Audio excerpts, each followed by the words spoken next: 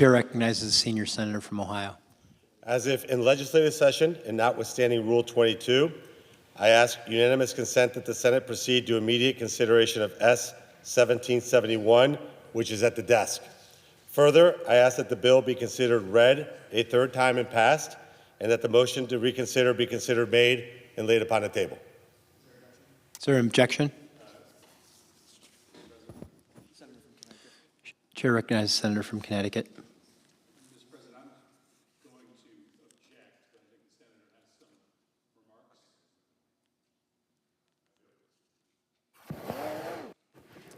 remarks. Well, Mr. President, I object, and I will. Objection noted. And I will let the senator explain the reasons for the motion he is making, and then afterwards I will comment on the reasons for my objection.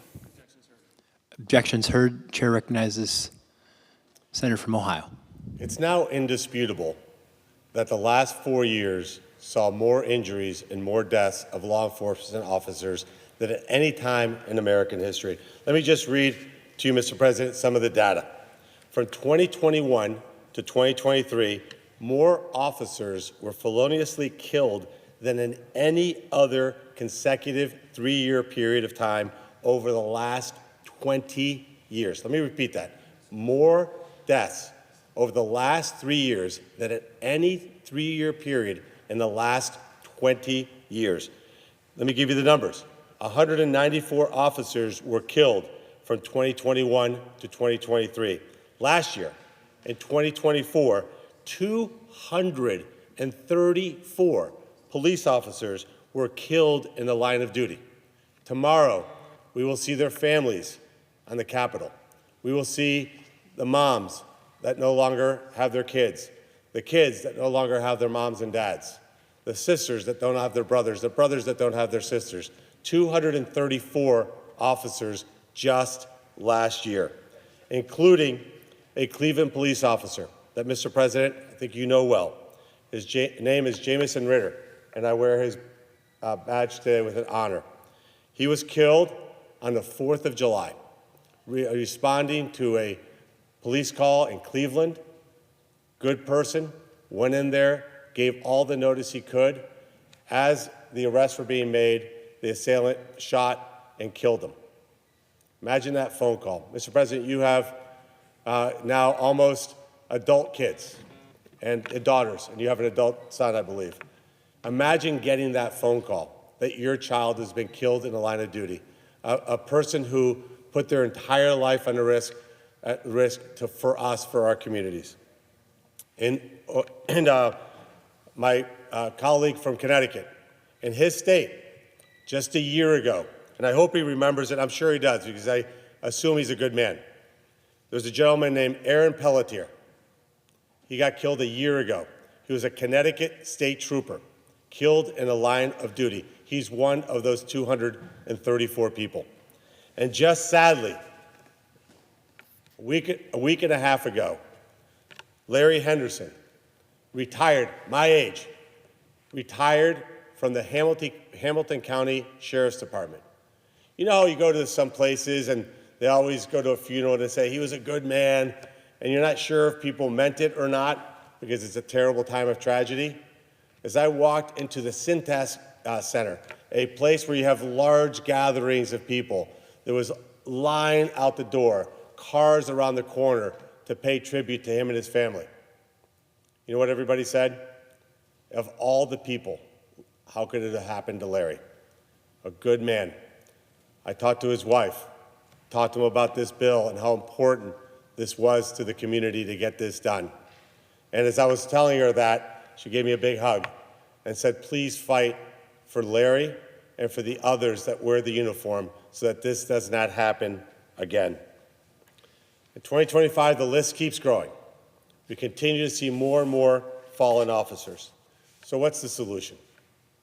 And I understand that my colleague has objected, but I'm going to assume that he's listening carefully and is not just ignoring what I'm saying, but rather willing to change your mind. Because here's the reality. There's a lot of things that happens here on the Senate floor. There's a lot of things that we may not agree with.